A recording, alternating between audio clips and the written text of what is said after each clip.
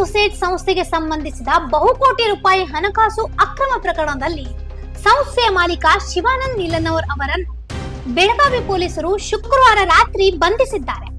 ಸಾವಿರಾರು ಹೂಡಿಕೆದಾರರಿಗೆ ಹೆಚ್ಚಿನ ಲಾಭದ ಭರವಸೆ ನೀಡಿ ಕೋಟ್ಯಾಂತರ ರೂಪಾಯಿ ಸಂಗ್ರಹಿಸಿದ ಆರೋಪ ಕೇಳಿಬಂದಿದ್ದು, ಪ್ರಕರಣವು ಈಗ ರಾಜ್ಯ ಮಟ್ಟದಲ್ಲಿ ಚರ್ಚೆಗೆ ಗ್ರಾಸವಾಗಿದೆ. ಮಾರುತಿ ಪೊಲೀಸ್ ಠಾಣೆಯಲ್ಲಿ ಪ್ರಕರಣ ದಾಖಲಾಗಿದ್ದು, ಪೊಲೀಸರು ಶಿವಬಸವನಗರ ನಿವಾಸ ಸ್ಥಾನಕ್ಕೆ ತೆರಳಿ ಶಿವಾನಂದ್ ನೀಲನ್ ಅವರನ್ನು ವಶಕ್ಕೆ ಪಡೆದಿದ್ದಾರೆ. ಪ್ರಾಥಮಿಕ ತನಿಖೆಯ ಪ್ರಕಾರ ಸುಮಾರು 35,000ಕ್ಕೂ ಹೆಚ್ಚು ಹೂಡಿಕೆದಾರರಿಂದ ರೂಪಾಯಿ 4,500 ಕೋಟಿವರೆಗೆ ಹಣ ಸಂಗ್ರಹಿಸಿರುವ ಶಂಕೆ ವ್ಯಕ್ತವಾಗಿದೆ. ಹೂಡಿಕೆದಾರರಿಗೆ ಹೆಚ್ಚಿನ ಬಡ್ಡಿ ದರ ಹಾಗೂ ವೇಗವಾದ ಲಾಭದ ಆಮಿಷ ಒಡ್ಡಿ ಹಣ ಹೂಡಿಕೆ ಮಾಡಿಸಿಕೊಂಡಿರುವ ಸಾಧ್ಯತೆಯನ್ನು ಅಧಿಕಾರಿಗಳು ಪರಿಶೀಲಿಸುತ್ತಿದ್ದಾರೆ.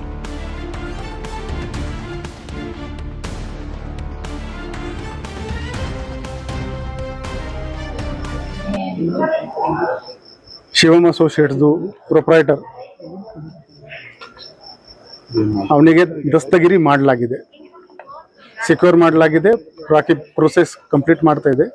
ಈಗ ನಮ್ಮ ಅಧಿಕಾರಿ ಇಂಟ್ರಾಗೇಷನ್ ಮಾಡ್ತಾರೆ. ಪ್ರಿಲಿಮಿನರಿ ಎಸ್ಟಿಮೇಟ್ನಲ್ಲಿ 35,000 ಜನರಿಂದ ದುಡ್ಡು ತಗೊಂಡಿದ್ದಾನೆ. ಈಗ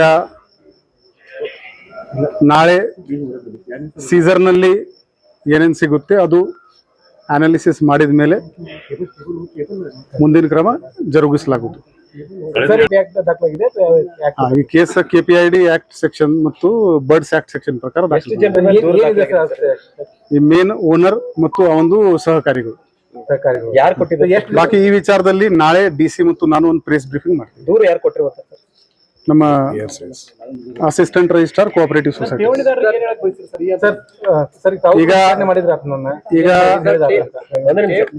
ಈ ವಿಚಾರದಲ್ಲಿ ನಾಳೆ ಒಂದು ಪ್ರೆಸ್ ಬ್ರೀಫಿಂಗ್, ಯಾಕಂದ್ರೆ ಈ ಕೆಲಸ DC, ಜಿಲ್ಲಾಡಳಿತ, ಪೊಲೀಸ್ ಇಲಾಖೆ, ರೆವಿನ್ಯೂ ಇಲಾಖೆ ಎಲ್ಲ ಸೇರ್ಕೊಂಡು ನಾವು ಮಾಡಿದೀವಿ.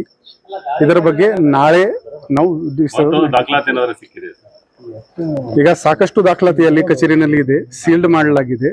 ಈಗ ಇವರದು ಎನ್ಕ್ವೈರಿ ಮಾಡಿಕೊಂಡು ಏನೇನು ಎಲ್ಲಿ ಇಟ್ಟಿದ್ದಾನೆ ಅದು ಪ್ರಕಾರ ಅವನ ಹೇಳಿಕೆ ಪ್ರಕಾರ ಮುಂದೆ ನಾಳೆ ಸೀಸರ್ ಮಾಡೋದು. ಸರ್, ಈಗ ಒಬ್ರಲ್ಲ ಇಬ್ರಲ್ಲ 35,000 ಜನರ ಠೇವಣಿ ಹಣ ಇದೆ. ಸೊ ಏನ್ ಹೇಳ್ತೀರಿ? ಯಾಕಂದ್ರೆ ಒಂದು ರಾತ್ರಿಯಲ್ಲಿ ಸಾಕಷ್ಟು ಜನ ಆತಂಕಕ್ಕೊಳಗಾಗ್ಬೋದು, ಲಕ್ಷಾಂತರ ರೂಪಾಯಿ ದುಡ್ಡು ಇಟ್ಟಿದ್ದಾರೆ. ಈಗ ಡಿಟೇಲ್ಡ್ ಇನ್ವೆಸ್ಟಿಗೇಷನ್ ಮಾಡಬೇಕಾಗುತ್ತದೆ. ರೈಟ್ ನಾವು ಈ 30,000 ಫಿಗರ್ ಕೂಡ ಎಷ್ಟು ಕರೆಕ್ಟ್ ಇದೆ ಅದು ನೋಡಬೇಕು ನಾವು.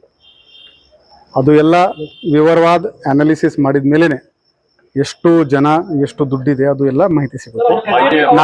ನಾಳೆ ಮಾನ್ಯ DC ಅವರ ಜೊತೆಗೆ ನಾವೊಂದು ಬೆಳಿಗ್ಗೆ ಒಂದು ಪ್ರೆಸ್ ಕಾನ್ಫರೆನ್ಸ್